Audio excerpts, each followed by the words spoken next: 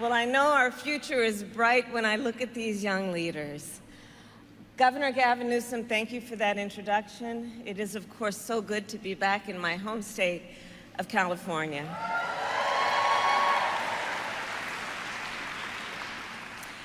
And to everyone here, on behalf of our administration, it is my honor to officially welcome you to the 9th Summit of the Americas.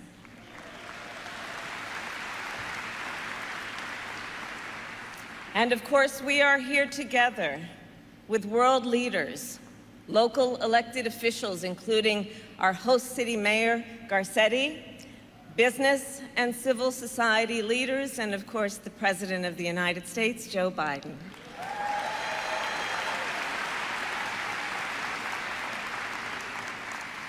As many of you may know, I am a proud daughter of California. I represented this state as Attorney General and as a United States Senator, and I am proud to call Los Angeles my home.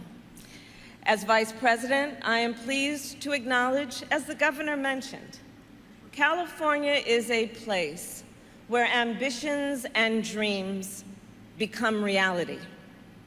And so we all gather in Los Angeles this week for the Summit of the Americas with big ambitions.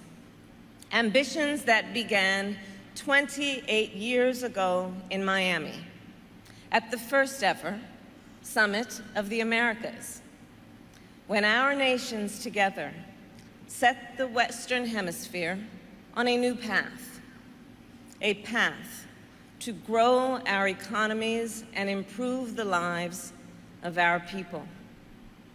And together, we have made progress on this path. A path that I believe is critically important for so many of us, and I will speak important for the American people, because the Western Hemisphere directly affects the security and prosperity of the United States.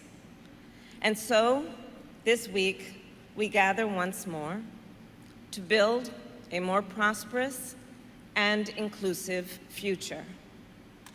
I look out at this room, and I see representatives of so many different countries and communities. We are joined, of course, by heads of state, and we are joined by youth leaders. We are joined by CEOs, and we are joined by labor organizers, women entrepreneurs, activists, and advocates. So here's how I see it. To realize a more prosperous future for our hemisphere, partnerships between those assembled here are essential.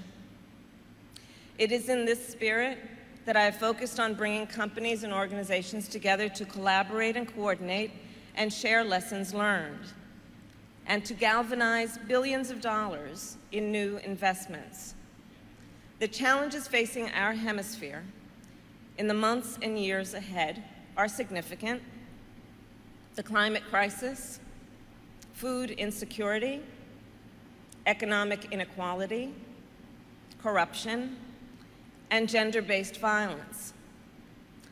When I think about these challenges, I know, and I am certain, they will require new and innovative coalitions to solve, which is why President Joe Biden and I see this week as an opportunity for all of us, an opportunity to launch new initiatives, to begin new conversations, and to build new partnerships.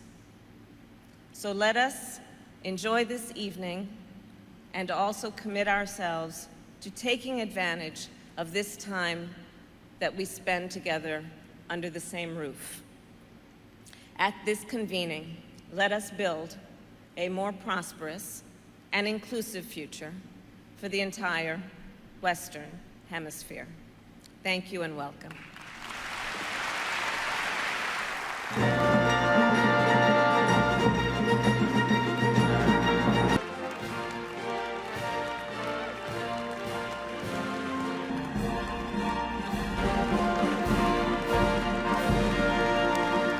Good evening. Please be seated. Welcome to Los Angeles. And I probably should stop right here because I've followed some difficult acts in the past.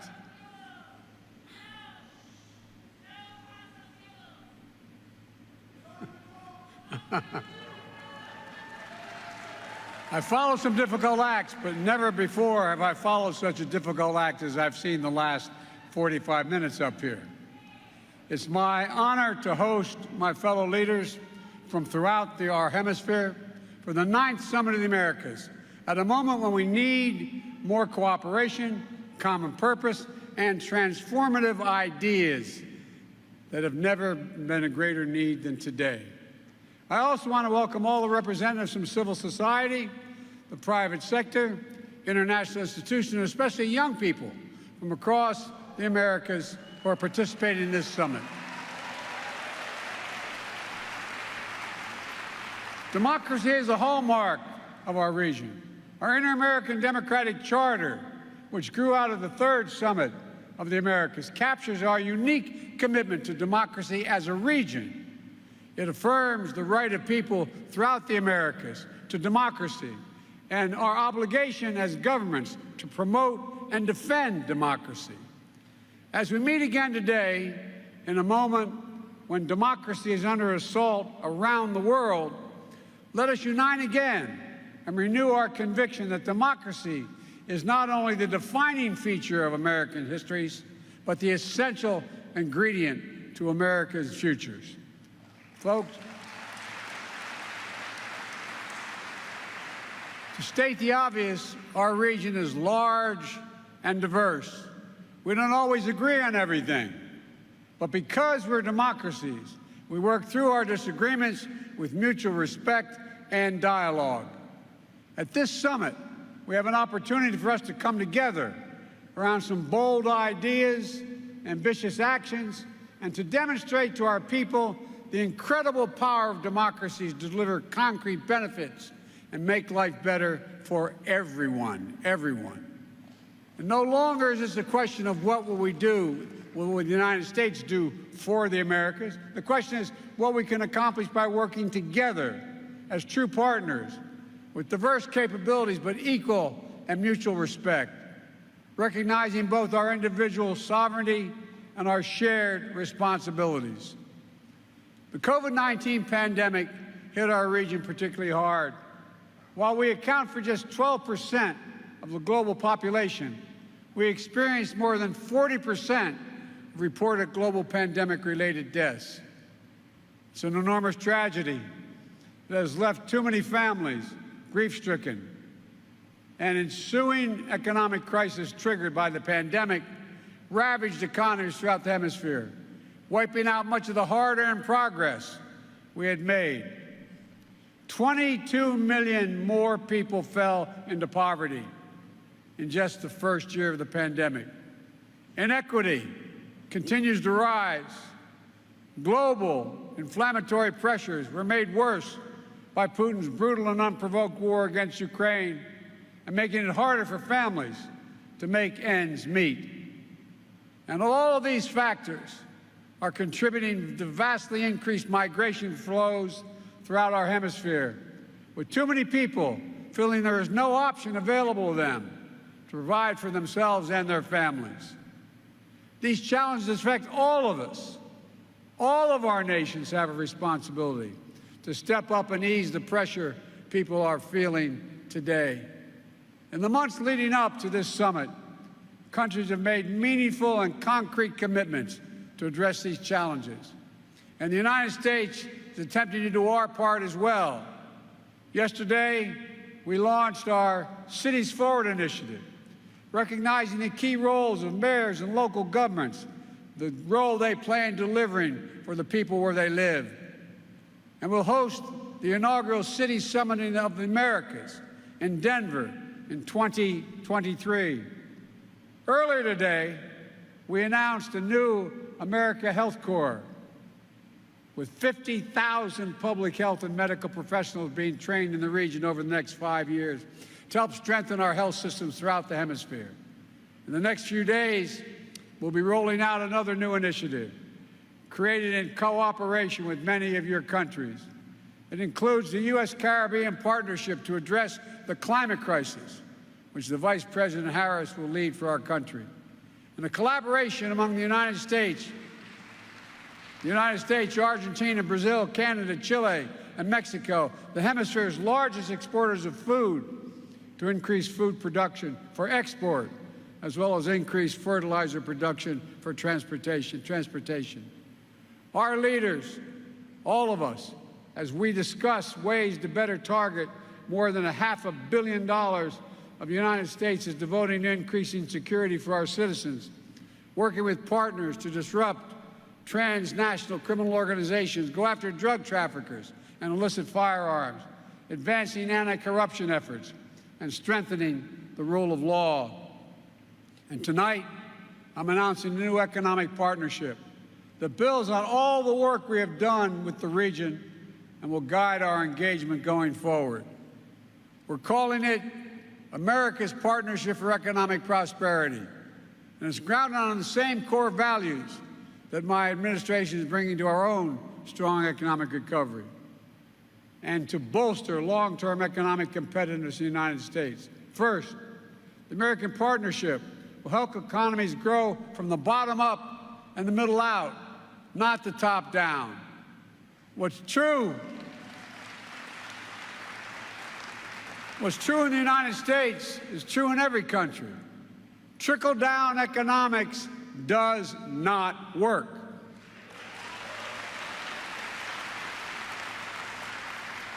But when we invest in strengthening workers and the middle class, the poor have a ladder up, and those at the top do just fine. That's how we can increase opportunity and decrease persistent inequity. We need to break the cycle where marginalized communities are hit the hardest by disasters and have the fewest resources to recover from crises and prepare for the next one.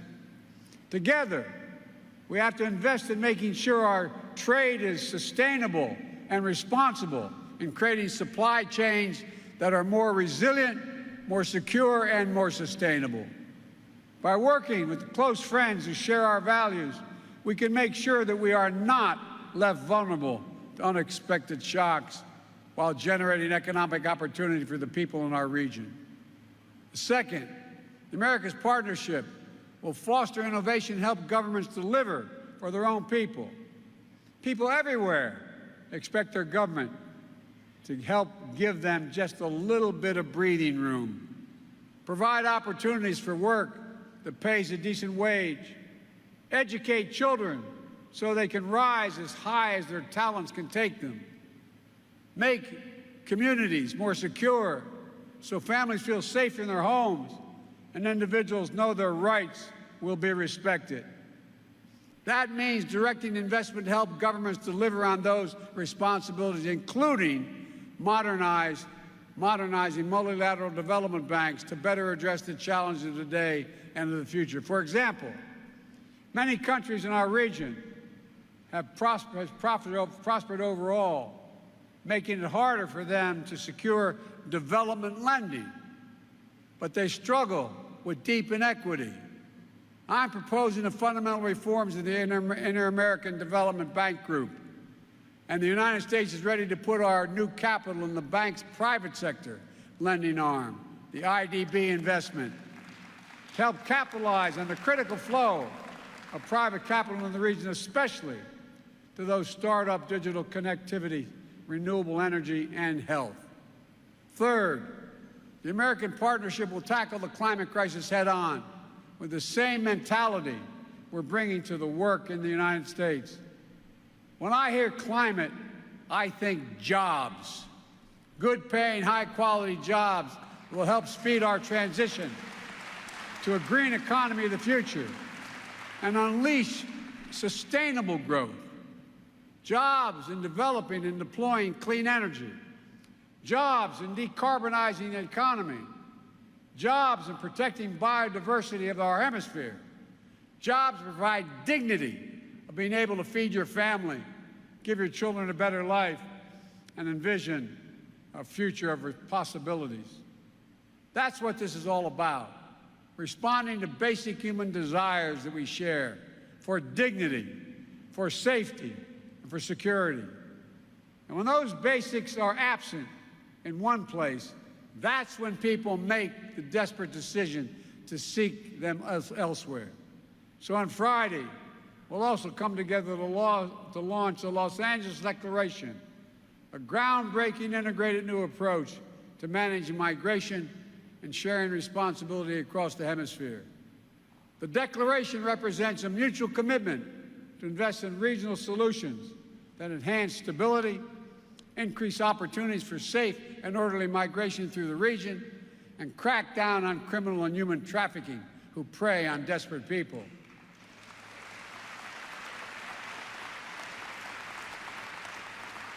Safe and orderly migration is good for all of our economies, including the United States. It can be a catalyst for sustainable growth. But all unlawful migration is not acceptable.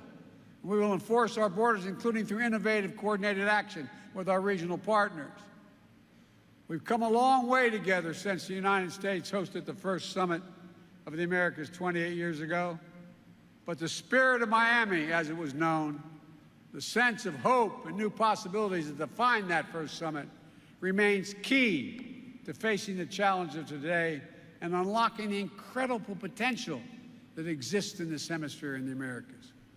There is no reason why the Western Hemisphere shouldn't be secure, prosperous, and democratic, from Canada's northernmost reaches to the southern tips of Chile. We have all the tools we need right here in our own hemisphere. Our people are dynamic and innovative. Our nations are committed to working in partnership, and our region is forever knit together by the close bonds of family and enduring friendship. We see it here in Los Angeles, as you heard earlier, a city that has been shaped from its earliest days and strengthened over the decades by the rich and diverse contributions from people of all our nations. It's written in the murals, the markets, the thoroughfares that crisscross the city, bearing witness to the history, struggle, and indomitable spirit of the people of the Americas. This city is testament to the connections that bind us and our capacity to achieve great things together. So tonight, let's enjoy a wonderful celebration. Let us leave here renewed with purpose and a renewed partnership. And tomorrow, let's get to work building the future this region deserves. Thank you all, and again, welcome, welcome, welcome.